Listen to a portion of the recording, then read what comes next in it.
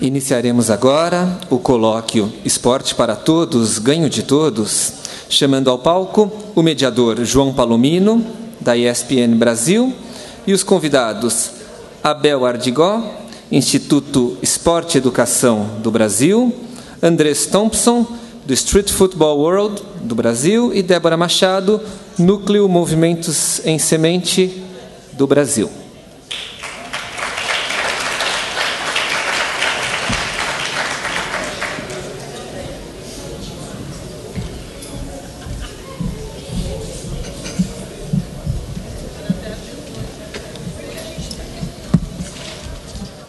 So I pass the floor to João Palomino.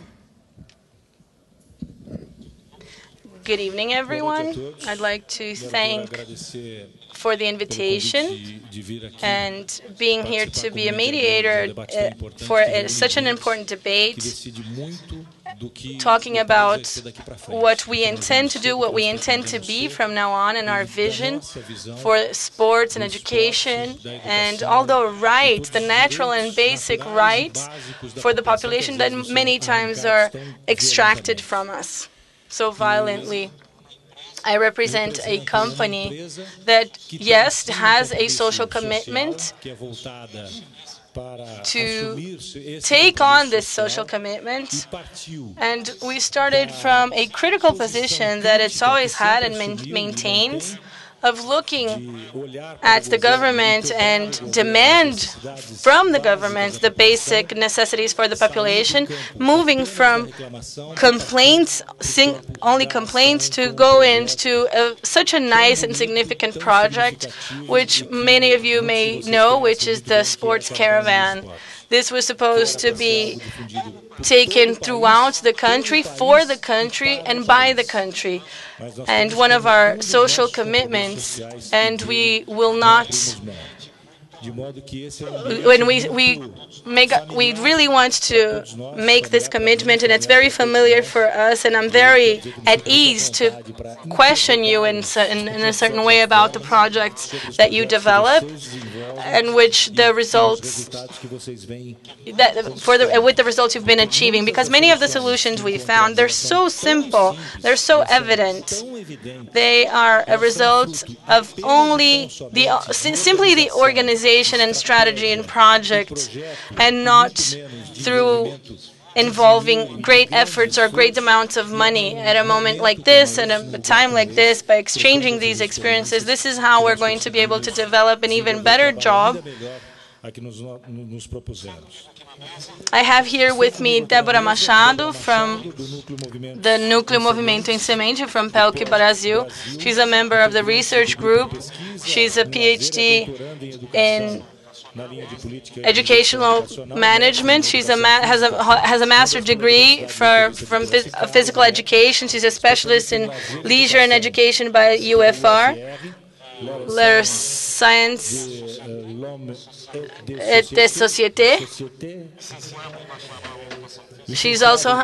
She holds a degree from Unicamp. She's the coordinator and responsible for the shared management for PELC Campinas.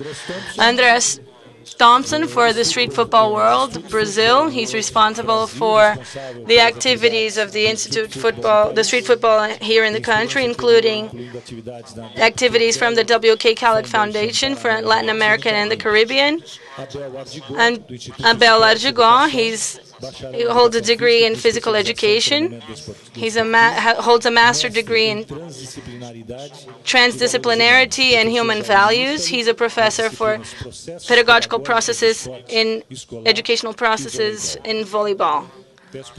I pass the floor to Deborah so she can tell us a little bit more about her work. Good afternoon. Thank you, João, for the introduction. I'd like to greet my fellow panel members, and I'd like to also thank SESC for the invitation and the opportunity of coming here and sharing a little bit of our experiences and actions in the sports arena. First, I'd like to tell you about our great surprise with this invitation, since we are a new association. This is an association, a civil society association, and was founded. We were born in 2009, and it became a consolidated institution in 2010. And we are actually starting this work and trying to discuss especially the issue of participation sports, ensuring the right to sports and leisure for children and adolescents. And we understand that this discussion has to do with the rights for the city, and we have to ensure the rights of people being able to live in a city and enjoy the city in its full. So our actions are guided basically in two fronts. First, we have services for children who are in different shelters. So we're developing activities for this public because we realized that this was a segment without any type of services in terms of sports and leisure activities. So we decided to focus part of our work for this population, and also to present the methodologies that we've been using. We searched for a partnership in Campinas that was made possible through the program Leisure Through the City, through a selection process involving 4 other organizations, where we took on the role of pedagogical coordinators. And this means basically that I think most of you were here this morning and you heard a little bit about the different programs from the ministry. We introduced Pelkey in Campinas in 2 different communities. So catering to different centers with 4,000, 6,000 direct services and about 1,150 different members. This is a different work. We're just starting, but our focus is participation sports, basically supported on 4 pillars. First, to discuss the use of public spaces to practice sports and leisure activities, and continuous education for leaders and managers, everyone who is involved in the implementation of the project, and the offer for activities for this type of population where we diagnosed that sports programs did not reach these people.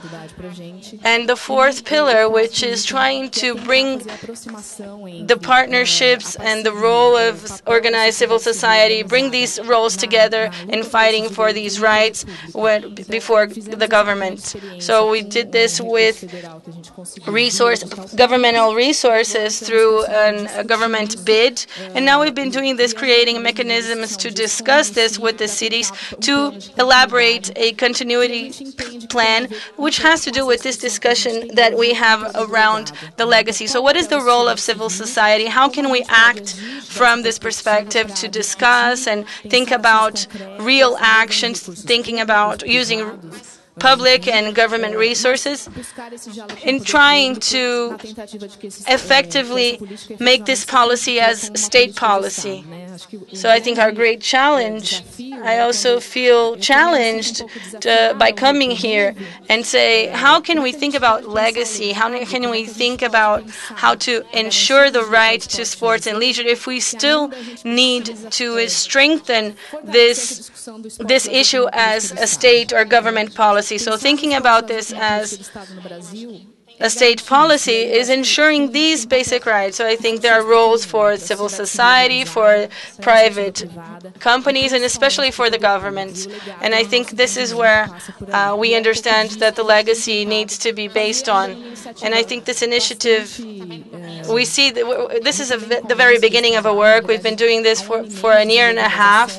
We were able to mobilize community. We were able to actually implement practices. So we've realized that it is possible, that there is potential for it, but there are still some limitations, both in the cultural sphere that we still need to break, and a campaign such as MOVE, which aims at stimulating health and healthy practices, and above all, in terms of organization and management of resources. In our current scenario, I think we have conditions to gain these resources, but how are we going to manage these resources, and what is the potential of the actions that we're going to develop? So I think these are the issues principles that guide our work, and I believe that we're going to be able to talk a little bit more about that. These are very interesting topics, and one of them is how to make the government or public government understand, can we make them understand that this is a real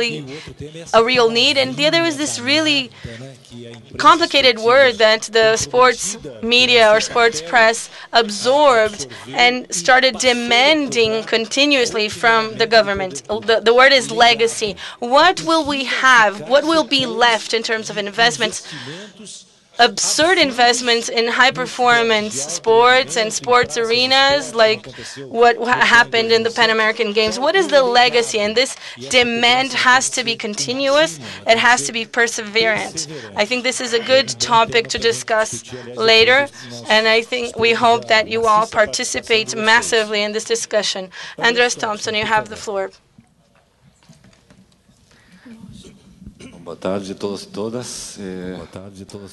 Good afternoon, panel members, moderator. I'm very thankful for being here, and I thank SESC for the invitation. And I'm going to try to be very brief so we can have more time for the audience's participation. As Deborah said, in terms of what they've been doing and the type of thinking behind it, I've been working for 2 years with the Street Football World here in Brazil. This is an institute that is an NGO based in Berlin.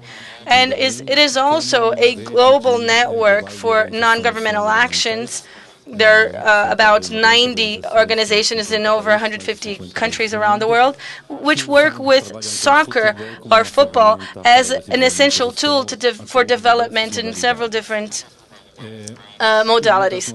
One of the most developed types of sports in Latin America, and also by the organizations that are part of this organization in Maranhão, São Paulo, Rio de Janeiro, and Porto Alegre. This is a methodology called street football. That's where the name street football comes from. So this is a methodology, is a pedagogical and educational methodology to work with football or soccer involving girls and boys. There is no referee. There are some self-regulation rules for the game, the collective decisions of how to assess the game. There's 3 quarters of the game, 3 times, different periods, and work with different communities. In Latin America, there are some 20-something members in this network. And since 2011, the Street Football World opened an office here in Brazil, which I coordinate, and due to the 2014 World Cup. And what we've been doing in Brazil is trying to guide the role of the civil society in a systematic way for the World Cup process in terms of the legacy and social development. We have our first main objective is yesterday we had a meeting here during the MOVE program in the civil society area for sports and football specifically.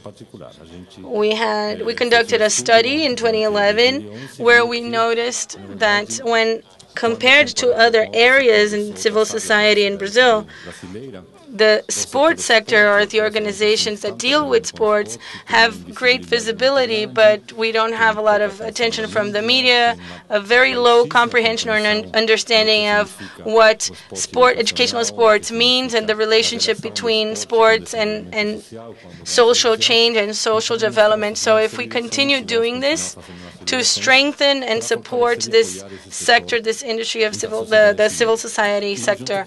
So this is also linked to the issue of media incidents and visibility in the media for these actions. And also, we need to train the journalists and look at the role that they look at the results and matches and players. And for the business of football, there's very little space in the media in the media for these actions. So we say that football is more than a game. This is a way of changing the world. So we're trying to carry out actions to develop this concept in the media. We can't forget about the role of the government in promoting sports for all. This is essential. And we are also starting to develop some actions, obviously not us today, because we're still very small, but in terms of, we're doing this through collaborations and network actions and public policies, which we think that sports for all is not just a responsibility of the Ministry of Sport, but this is many different public policies have to be integrated. So we're trying to integrate ourselves and integrate other players in this essential and fundamental fight to have a social policy for sports that goes beyond sports. This obviously has to do also with the great issue of the social legacy. We know through experience that if we look at the previous World Cups in Germany or South Africa, the most recent ones, these mega sports events, for their own nature, by their own nature, they have some negative legacies. They don't have positive legacies. This is a great business for a few, and what is left is very little for society. Cities they don't use the arenas or the stadiums. Many of them we can see how they are left, they're empty after the game. So if nothing is done in terms of social legacy, this is going to be a negative legacy. And until now, we haven't seen, in terms of state policies, a policy that is clear and connected to society, in terms connected to social legacy. So we have to advocate for this change. Yesterday, I heard during one of the panels somebody who said that the discussion of the social legacy is a discussion that has to happen before the World Cup. Any sports mega event has to be thought of. It has to be thought of in a way that we need to understand what is going to happen after this event. But the logic for the market is different. We're going to do this event, we're going to have a great party, we're going to do great business, and then finally, and after that, we're going to see what's left. What type of social legacy is going to be left for us? Yesterday, somebody also said that the social legacy discussion is actually takes on a marketing expression to justify certain businesses. So I think this discussion is still very cold in Brazil due to, and we all need to heat up this debate. We also need to build positive actions, not the mitigation of what is negative, but to actually do some positive actions in terms of helping build or the strengthening of civil society in Brazil in the sports area and social change. And lastly, there's an area that we still talk very little about, which is the social responsibility in the world of sports. We are talking about the athletes and the companies and the associations for the sports associations and confederations, etc. We have many cases around the world that are very interesting for soccer clubs and soccer associations and football associations, which have very clear and explicit and positive policies for social responsibility. And Brazil, which has advanced a lot in this area, and I would even dare to say that it is a pioneer in Latin America in terms of the number of policies in the social responsibility or business responsibility areas, but we don't see this in sports. It seems that sports is very isolated in the business world, so we have seen this in different actions. So I'm going to end my discussion here. And I was in South Africa, so I know exactly the cost for the country in order to receive or to host this World Cup and what was left for the country after the World Cup. And for me, the sentence that was very, very important, which came from the Minister of Tourism of South Africa, we spent a lot to pay for a 30-day ad. And that's where it stopped. Today, you see stadiums that are going to be cheaper it's going to be cheaper for South Africa if they're demolished than to maintain them, because this is money that the country cannot spend to maintain. Good evening. Thank you very much for the invite. Thank you. I feel very at ease here to talk to you. As Daniela said and Andreas said, sorry, Deborah.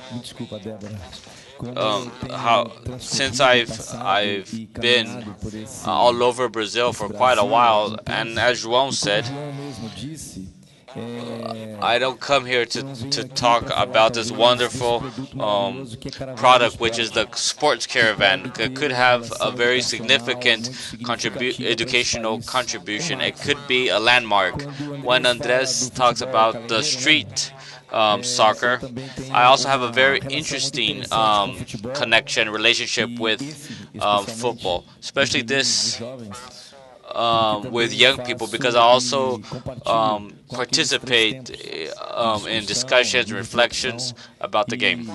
And when Deborah talks about the leisure activities, today I come here to speak about a product of Sports for All within the perspective where the Institute Sport and Education, of which I'm part, can be a pioneer in the development of social organization directed to sports, where we were able to, for 3 years, develop work in activity in a region of São Paulo, where we were able to, through the partnership with the public, with the state, and servicing children, teenagers, and adults directly, and even the older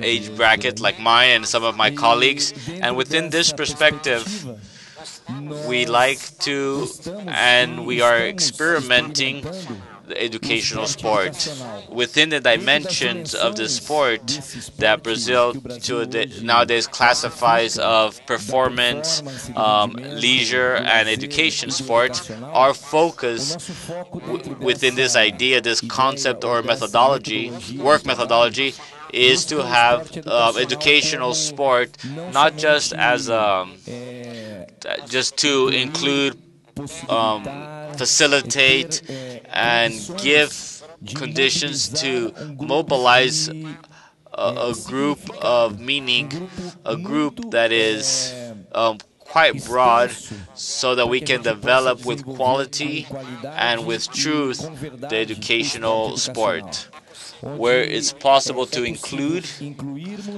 build, and it's possible to walk in the much talked about autonomy. I believe that sport within this educational perspective can be a differential for what we desire.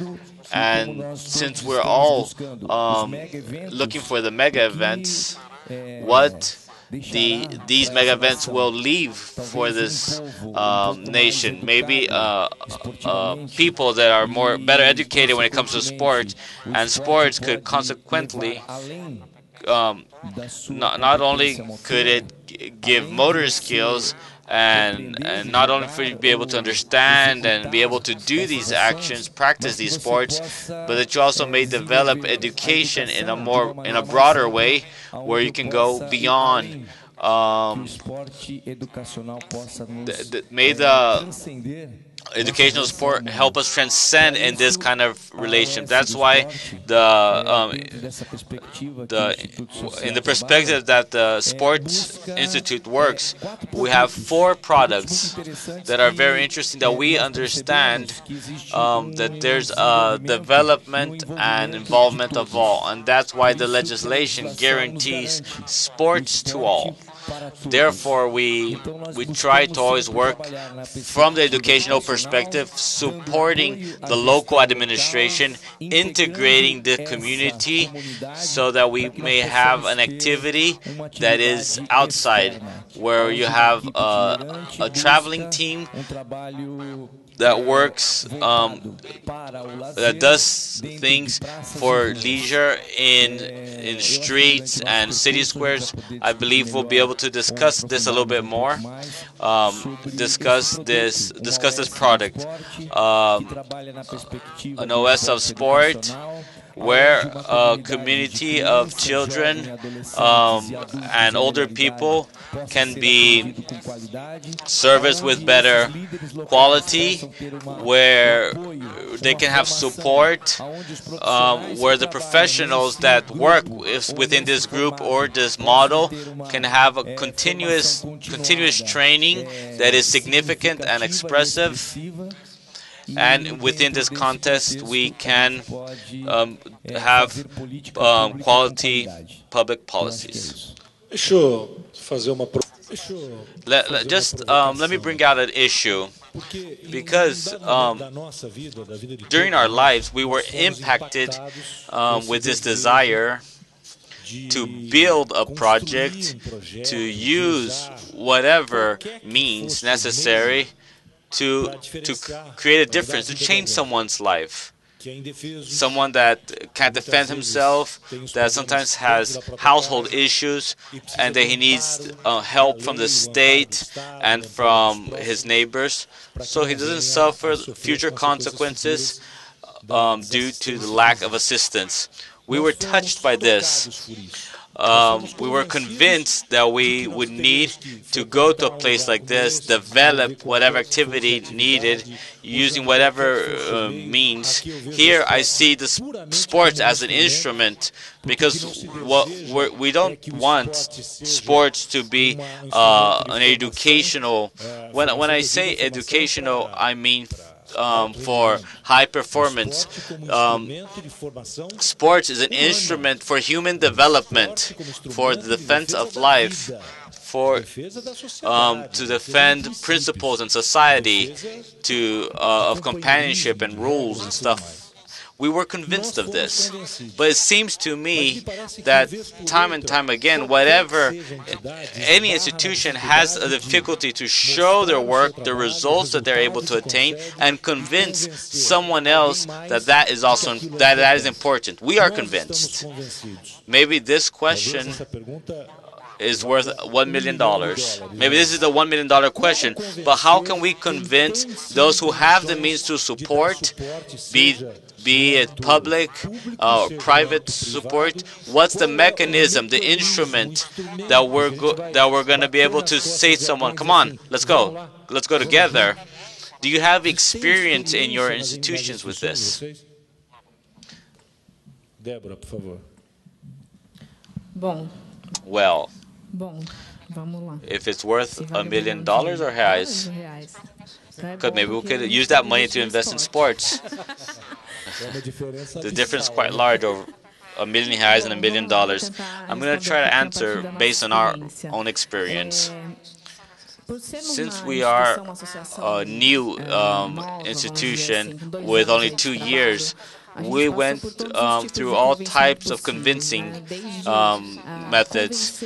First, had convinced people that the discussion with sports and leisure was important, because our partnerships today are connected to NGOs that work with social assistance.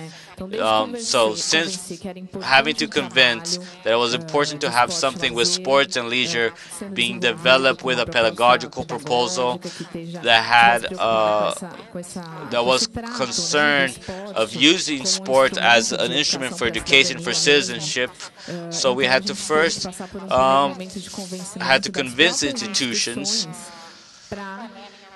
to buy our proposal, since we had already tried public, we had already been approved by the public bid, and before this convincing proposal, when we signed the agreement of the Movimentos Semente to try to win the bid, which is public from the Ministry of Sport, we also had it very clear that it was not possible to do this alone.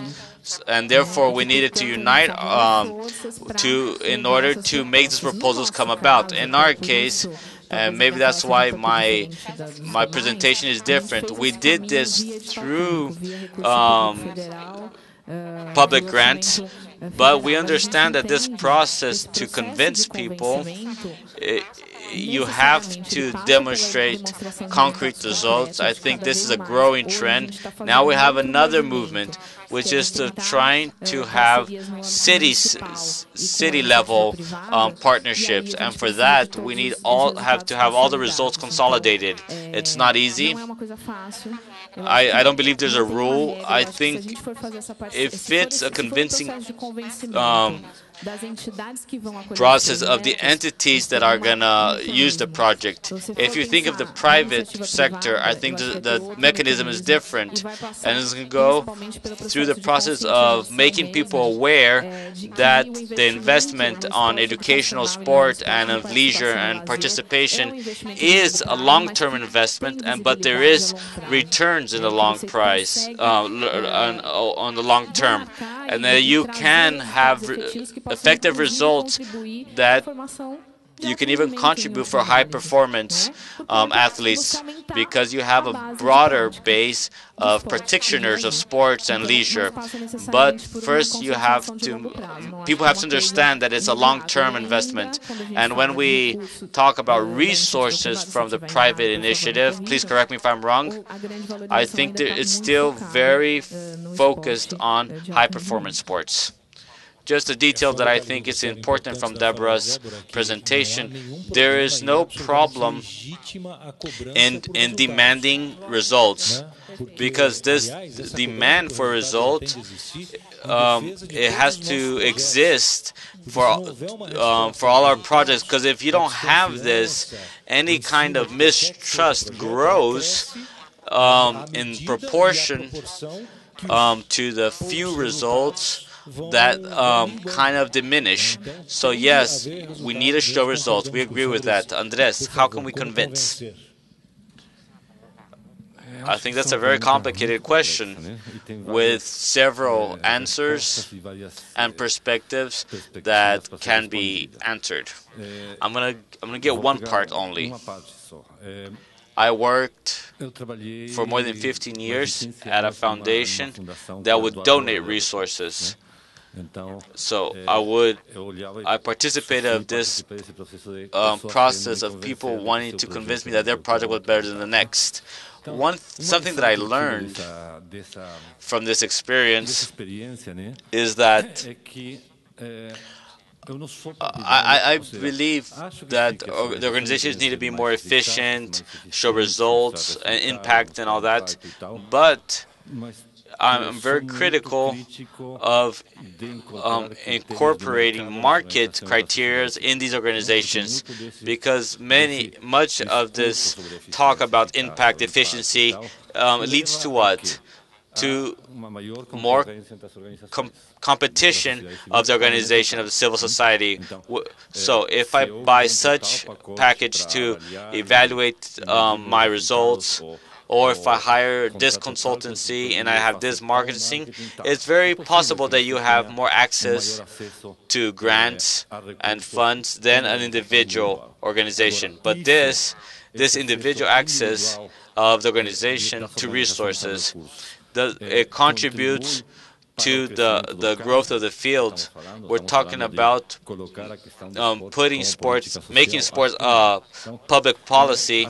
I think we need to be very careful. Yes, organizations must improve their practices, their communication, but they must improve, and I believe a lot more in this, their collective strength to decide, to influence public policy. It's very different when you have 10 organizations that come on their own, be it in the private sector or in the non-profit sector or in the public sector or whatever.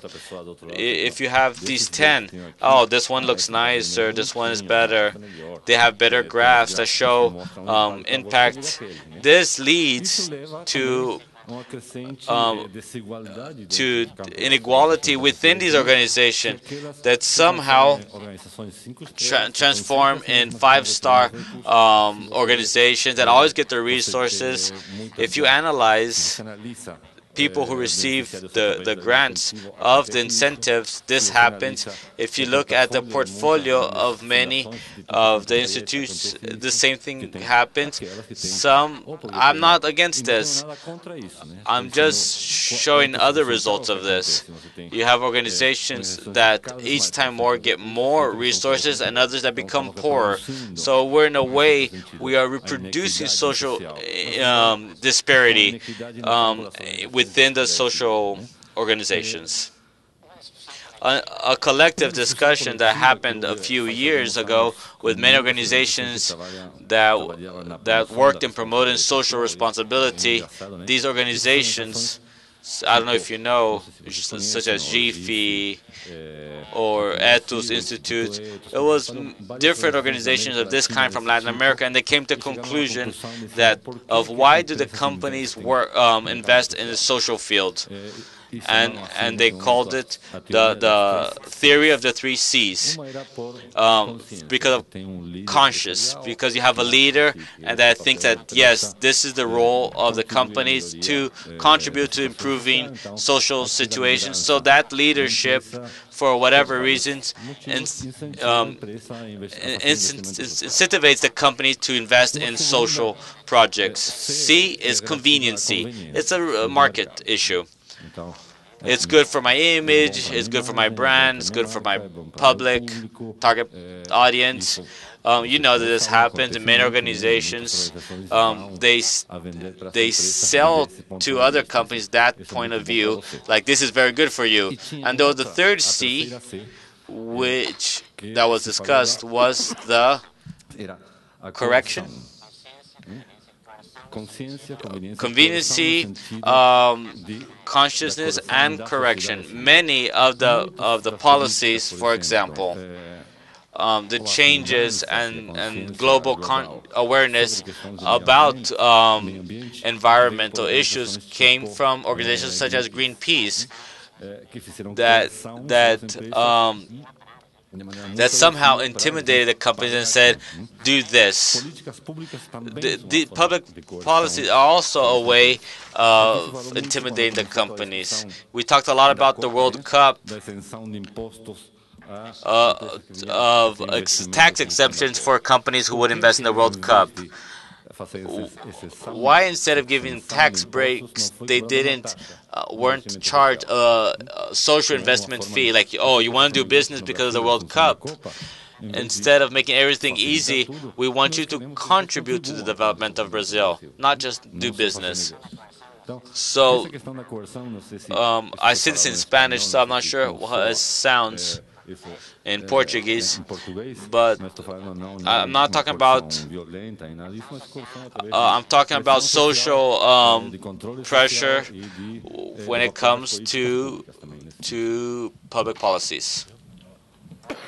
I believe that something different is the organization of civil society. When the organization qualifies the public spaces for the practice for no doubt, you are able to have some kind of a relation of fidelization of society. I believe that so that we can have a qualification of these spaces, these areas, we also need to go through the professionals where the education and qualification of this professional can be adequate to the action. This within an organization where the work plan can have system, indicators, and instruments where I can feed the base of this practice. The base of this practice is nothing more than an action that is organized from a community that can strengthen and show. I think that's the big problem. How can I disseminate this sample? How do I participate to the investor and the public and the state a relation of to quantify a good result? What would a good result be? A good result is nothing more than the transparency of accountability, where I can synthetically analyze, perpetuate, and show with clarity what is being developed. When we can have this kind of action, no doubt will we be able to, we will basically guarantee the possibility of fidelization. I believe that people in their management or lack of management, in their leadership, relationship, and command, when they notice these organizational possibilities, the credibility gives us the possibility of maintenance. So based on this, I want to repeat, it's a two-way street. It goes, but it can also come back, so that I can have a true and real successful work. I think that's about sums it up. We don't have a very clear solution, but the experience shows us this path. Now we need to have the willingness to find the shortest path and to give support to these institutions, so that everyone can please send us your questions. You can write them, and we got some here, but there's one here that's very interesting, and you can ask your question specifically to somebody or just to everyone. It's just a question asking more a piece of information from you. They didn't put their name, but they say, how do you work issues related to volunteer work in your organizations? I believe that there's recruitment. How do you prepare these people? How do you call them? And how do you accompany? And how do they actually perform when it comes to volunteer work? We're going to go in this order, so if you'd like to change the order, just let me know. Well, in our experience with the implementation of PELC Campinas, we can differentiate two actions that we consider to be voluntary, but with different roles. One of them is linked to training, to continuous training in services, and the idea of leading young people. So we have an action that is geared towards the young people who are going to discuss sports and leisure activities in a certain community, and are going to be an element to support the practices in these communities. So they have this very intense role. They're very involved in different planning stages. individual way. I think that volunteering work, from our experiences, we see that this is something that needs to be very careful, because I see in Brazil that we have almost a professional volunteer, which are those who maybe come to the institution but with different perspectives and trying to actually get a job there and not motivated by the unselfish spirit or altruistic spirit and trying to contribute to their community. So I think this is a problem and also reflects conditions that we have of inequalities in our society. So we have to work, we have to be very careful and follow the volunteering laws to be able to support our work. So in our line of work, we've worked with these two types of volunteers. I don't have a lot to say about this, just that as an organization, Street Football World is a very small organization in Brazil. People who work for us were actually volunteers because they believed in the cause. Now we have a little bit more resources, so we have less volunteers, but I would say that sports in general, and football in particular, or soccer in particular, is mobilized through volunteers.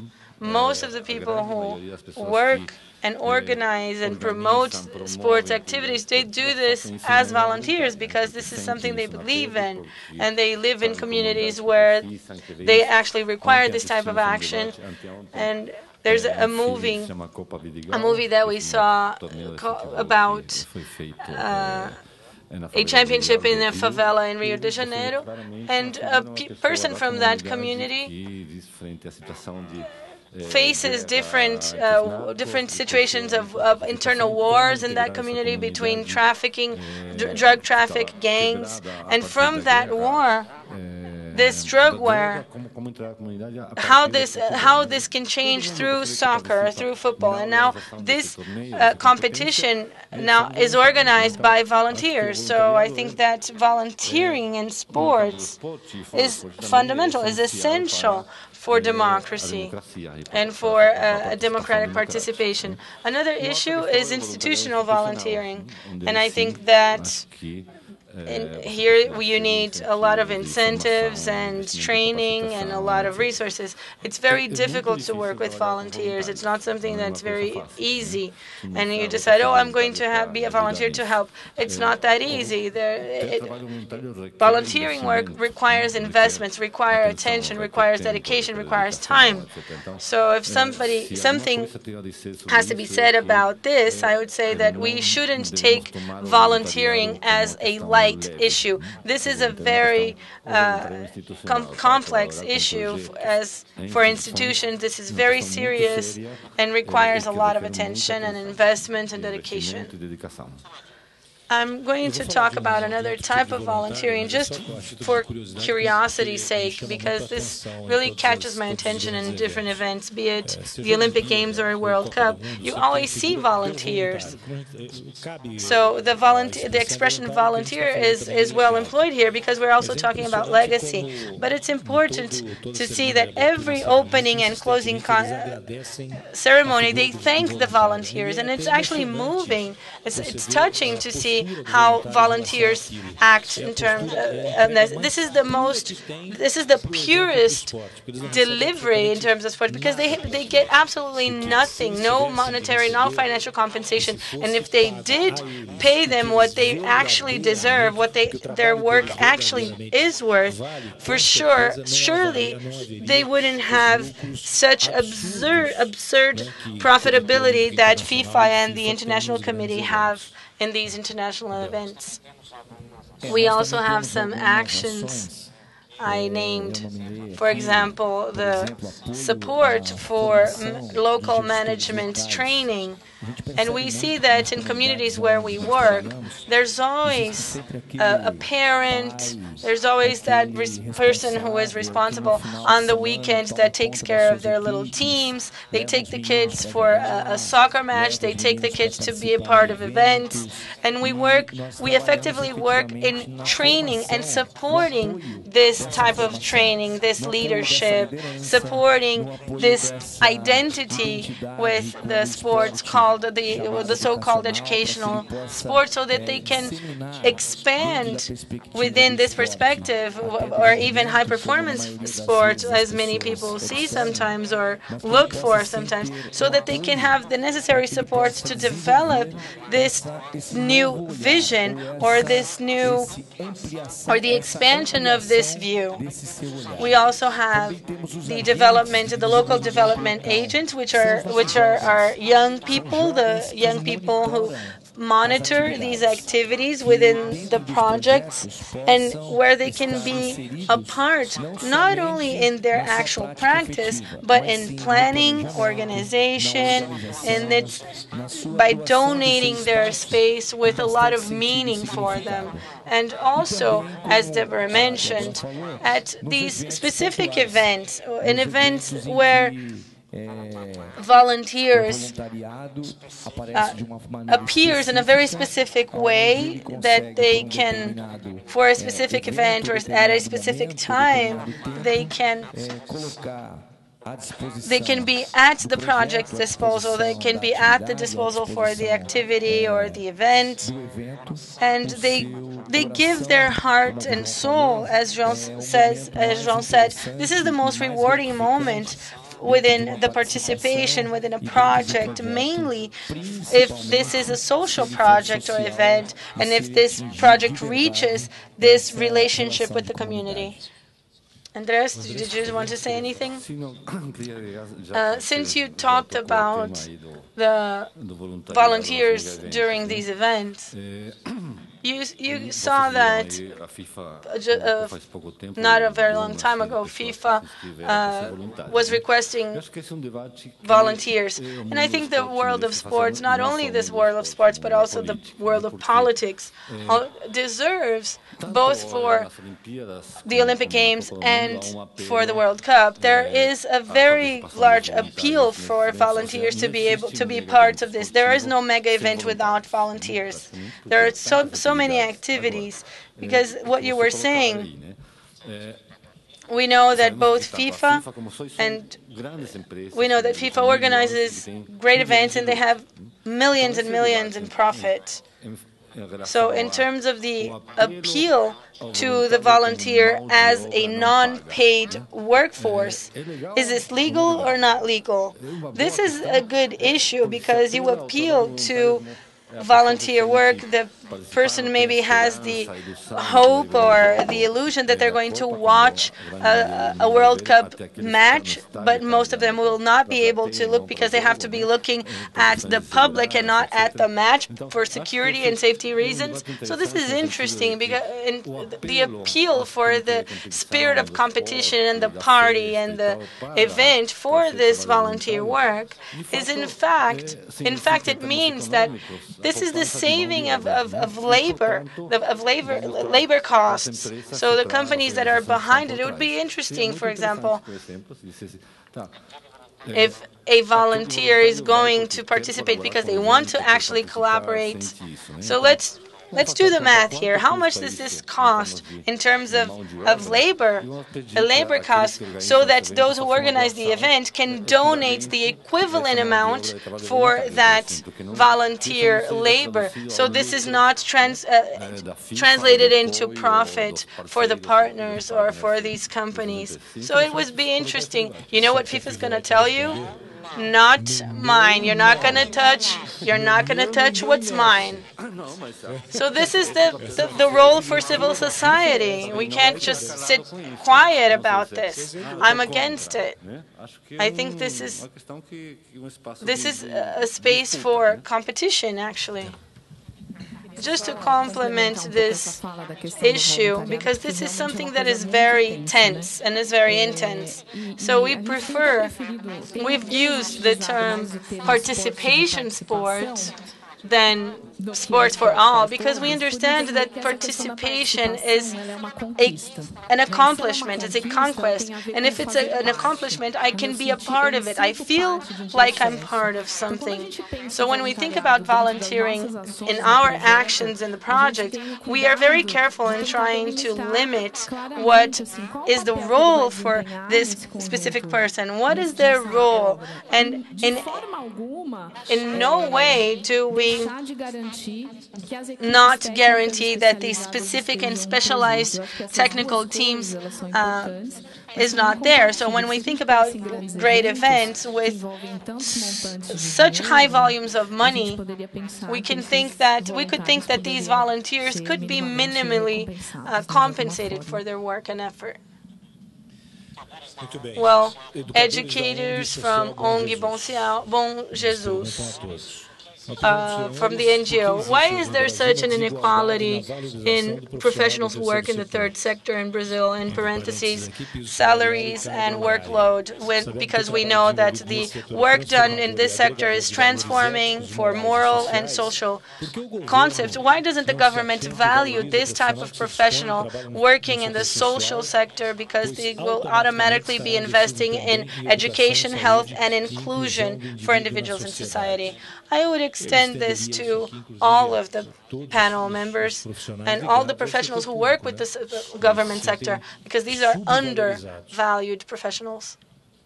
Who would like to answer? Deborah? Okay. Yeah, you're giving me always the difficult task to begin. I understand that this difficulty that we have, I don't think it's only for the third sector. If we look at physical education, we also have a lot of problems regarding this. But we have to understand that social services, especially in Brazil, has this characteristic of service that is more of taking care than effectively social and educational. So if it's just to take care, this is an idea of a social protection network. And this protection within this approach or this perspective has a role that historically has a little inferior hierarchy. So it's considered less important. I think this is reflected in the compensation of these professionals. Today we discuss things such as people who are, I'm about to get my PhD in this area, and going from early education into education, because until now this was all dealt as assistance. So we have to look at it from as a caring type of perspective. So the educational aspect that appears in our proposal and everybody else's speech here, it's something that needs to be strengthened in the third sector, so that we don't focus exclusively on taking care. When with this discussion, I think we are able to reach certain achievements in terms of valuing these professionals, not just the discussion, but actual actions with results, and trying to convince through our experience in Campinas.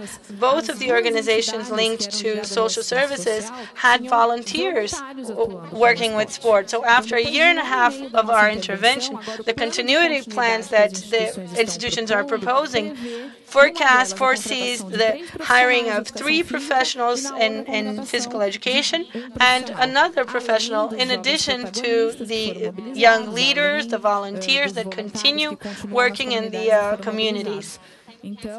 So I understand that this valuation or this needs to be accompanied by the development of the third sector, bringing results, talking about not only the protection and the care with the social action, but also the promotion of these citizens, of being main characters and being protagonists of their own citizenship to improve their life as a whole. I also believe that we should strengthen the organized work. The third sector, non-profit sector, needs this observation, and we're at a crucial moment where we need to value our results. I believe that if we validate with transparency our results, optimizing the organization and improving the perspective of the professional, I believe that with this, and with a lot of this, we're going to be improving our working environment. I believe this is the best path to be chosen by us who work in the nonprofit sector. Just a quick exercise here. It's been really good to talk, because I think about sport 23 hours a day, and for 1 hour I play soccer. So sport as an instrument is everything that we've always wanted to hear in our lives. It's even exciting to be in an environment where sports is just a means, an instrument, where the main focus is not the ball. The main focus is who's going to kick the ball. And since starting from their education, development, and everything, and the transdisciplinary, when you see the sport as a means, and today for you to reach the child, to help in their development, you have to involve the biggest possible number of discipline. We say that sports are for all. A quick exercise. I would like to ask one question each, so we can try to go through all these questions. Vinicius of Sesky asks, Andres, if the institutions, if your institution has partnership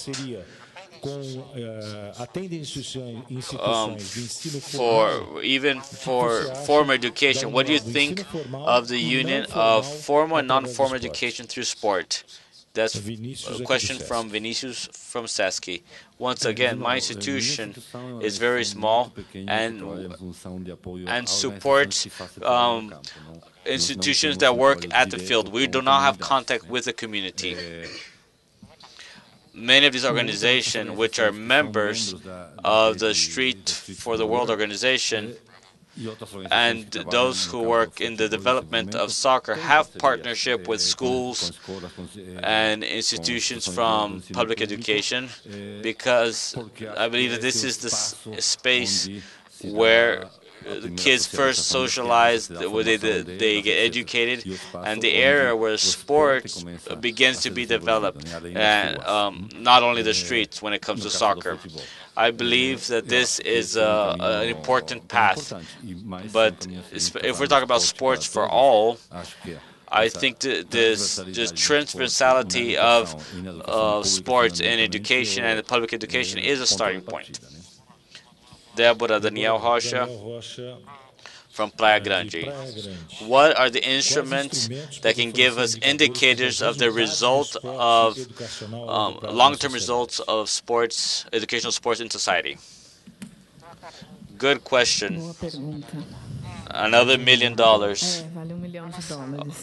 Look, when we talk about indicators, we need to consider how these indicators are built.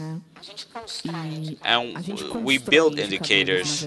We don't predetermine indicators. And we build these indicators based on the reality of where these projects will be developed.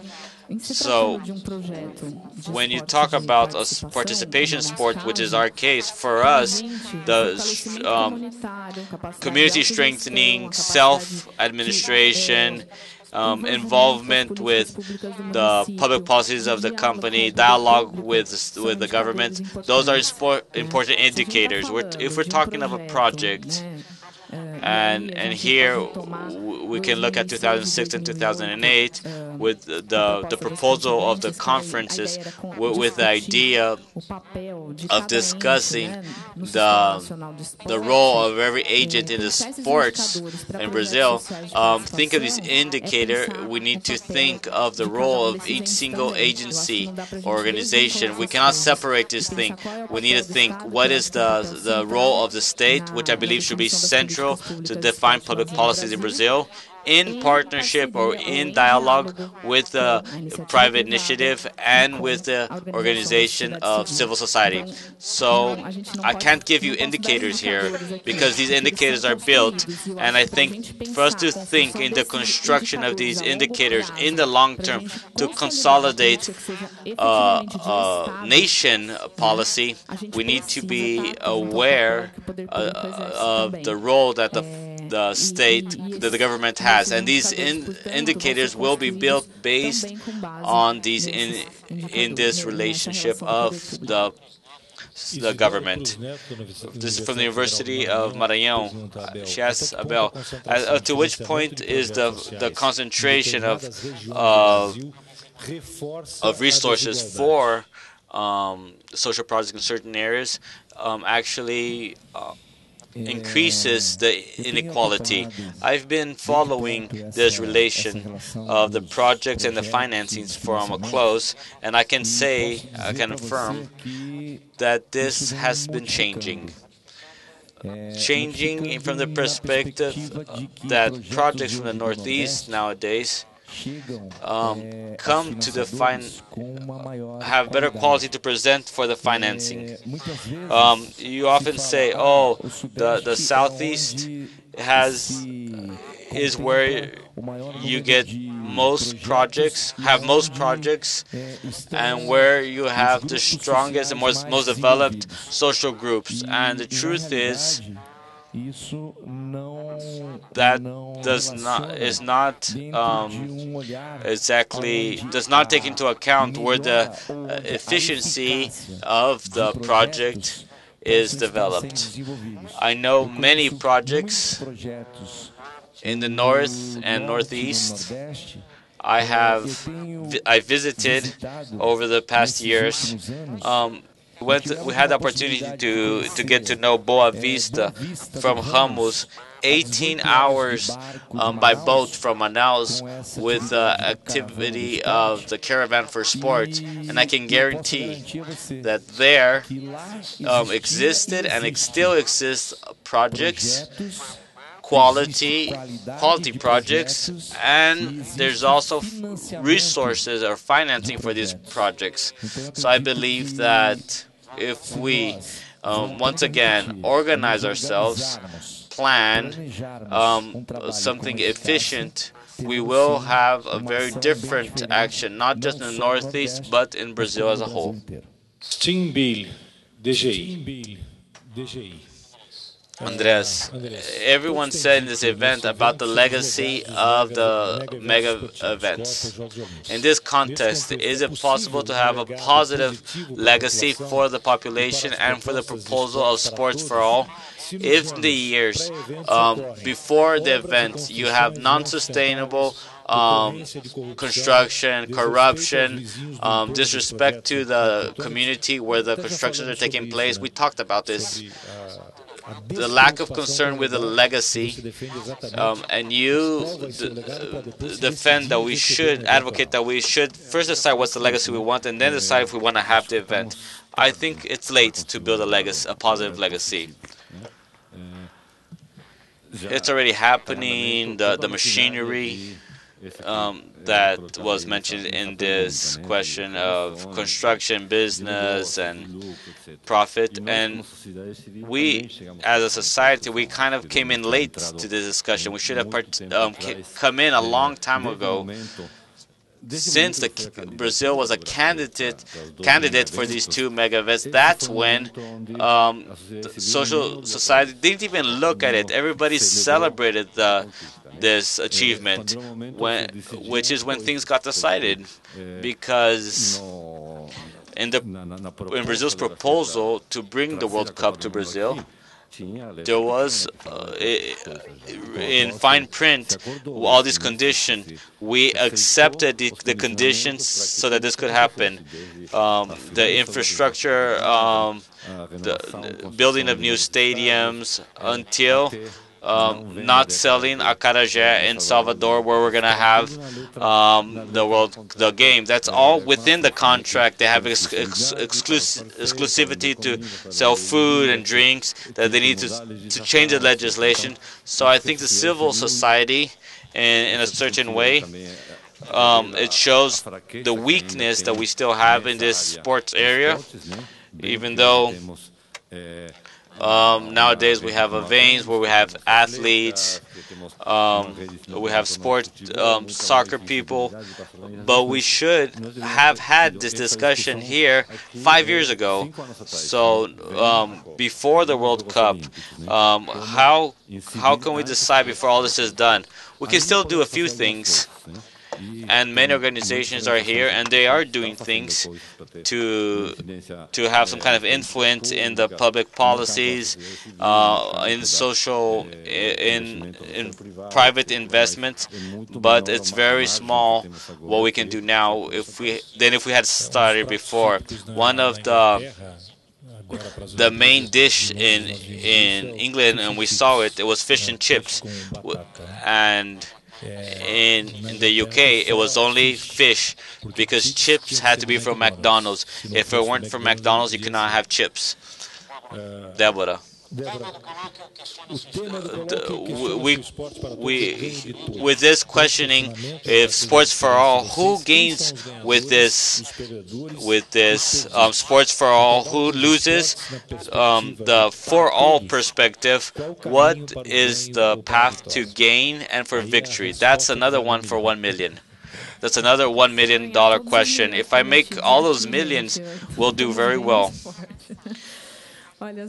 Look, I think that's a big challenge of discussing how to build an action that effectively contributes to this scenario that we have today, in international scenario, where we have a legacy with for more people. I believe there's still much to be done in relation to this.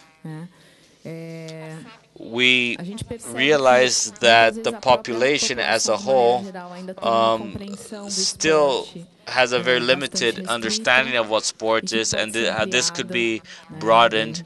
And we see here a role that the media could have to help disseminate different modalities, and the role of the university, the role of the city hall, the role of the federal government in these actions.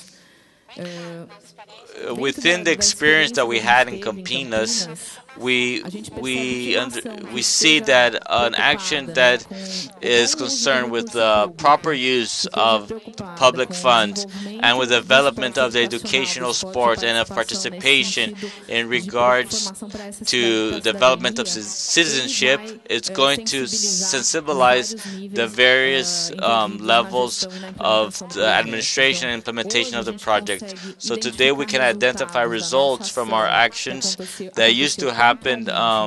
Sometimes we can see these in some of the city hall actions. So this somehow bleeds into the public, into the government, and it's a two-way street, and it's a very big exchange by the nonprofits and the government. So for us to have this a situation where everybody gains, but there's still a lot to be done. But a situation like this is a first step, and I think everyone here is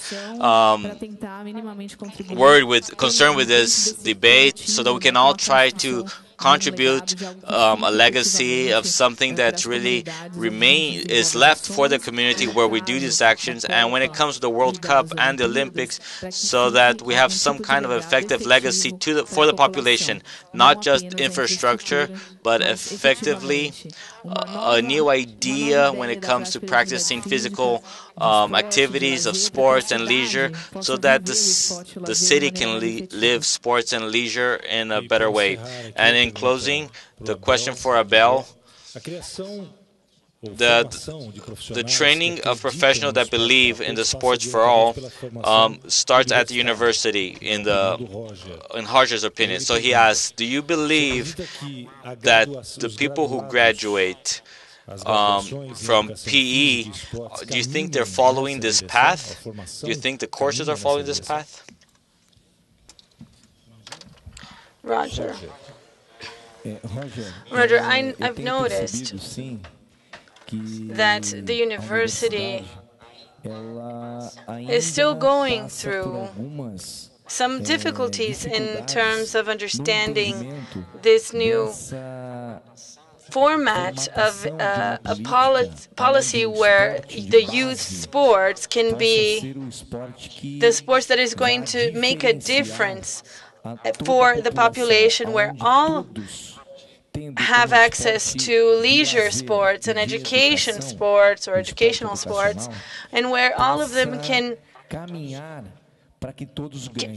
gain from it. I see that at the university I am part of this process. I see that both myself and my colleagues, we've been searching or pursuing this idea that physical activity within a base where I provide effective action for all participants without being concerned of taking these guys to the podium or getting medals or for self-performance or high performance, but so that we can actually make everyone know and understand and live and experience sports for all in terms of being or having the possibility of choosing. And when I choose to do triathlon with my son on the weekends, I have the possibility and I have the pleasure within my leisure activity, and I understand as a human being. I think what we need is that, and this is something the university has been pursuing, is to break this taboo or break these paradigms that sports always leads to high performance. High performance is my DNA, is my will, this is my determination to play my soccer match with my friends on the weekend. This is something that if we have physical education professionals and we understand this, we will have athletes, we will have high performance athletes with a greater understanding and with a lot more quality, because I believe that if we all go through these schools and organizations while living educational sports and recreational sports, I think this is going to be have a very interesting understanding. When they reach high performance sports, they will understand why they are there, and the university has that role. I think that we are on the right path. At the end of this conference, I would like you all to state a quick summary of what you've seen here and what you see for your institutions in the future. Let's start with you, Andres. Since Deborah complained, she's always been the first one to start, so let's start with you. As a conclusion, before these questions, I think those who have something to gain from Sports for All, I think there are different gains. There are financial gains, there's profits, there are gains for democracy, there are gains for citizenship. So it all depends on how you look at these actions and what type of actions are taken. My explanation and my summary is that from the work of civil society organizations, as we see here on the panel, we hope that sports is able to contribute for greater democracy and more justice and more equality in Brazil. And I would like to take the opportunity to thank our interpreter who has been facilitating this dialogue with us. Thank you, Andres.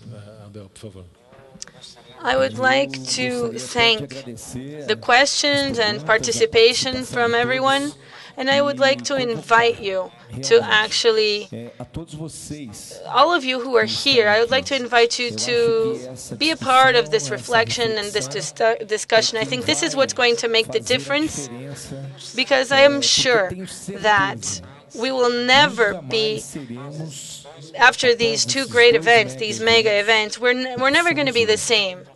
And while as professionals in physical education or in physical education or physical activities, all of us who are here are such professionals, we have the commitment and the responsibility that is very important. It's like Andre said, we're late. I also believe that we're late. But we can still do something with quality so that this legacy for these two mega events can actually reflect something for our people, for our communities, for our young people and our leaders. It's all up to our involvement, our will, and our ability to work, of being organized and to be serious. Because I've seen a lot throughout Brazil, and I can tell you, the Brazilian people are still a very serious people. Thank you very much. Deborah, por favor. I'd also like to thank you all for being here, the questions that were all very interesting. When we come to debate like this, I think we're enriched by debate like this because it's the opportunity to get to know other projects being developed here, new experiences, and our expectation as a social organization that is beginning within sports and leisure is to really have this exchange of experiences, share some of the experiences that we've developed, establish contacts and a network so we can dialogue to somehow contribute to the construction of this legacy of what is possible to leave behind for people after these two mega events. I believe this is a big challenge that we have before us, but I think there are enough people, enough well-prepared and engaged, advocating not just the development of public policy, but also of specific policies, as we see here, for sports and leisure. So we're very thankful for the opportunity to be here and share these opportunities with you.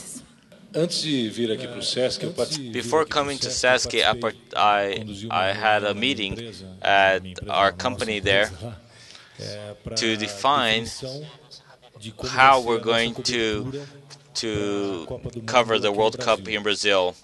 And that involves more than 40 professionals to define the concept of our coverage. If it'll be only about soccer or socioeconomic, or since we have expertise in international soccer, and so if we want to show the other teams that come to Brazil, or just the Brazilian team. So after the 5th meeting, involving very qualified people from the sports journalism, which is something very different, people who looked at the non-profit sector, who look at these organizations with a lot of respect, and they want to help. And today we define that our coverage will be to show the Brazilian people, not to show the Brazilian team or the ones that are visiting Brazil, but we need to show the Brazilian people to Brazil. And this, in our coverage, is going to be very evident in our coverage in 2014. If you'd like to please watch this with us, and I'm sure you're going to help in the audience. Thank you for all for being here. Thank you for the richness in information and the debate that we are sure that we're finally, we're not only going to have soccer schools, but we have a much broader vision of really paying attention to those who really need. Thank you so much.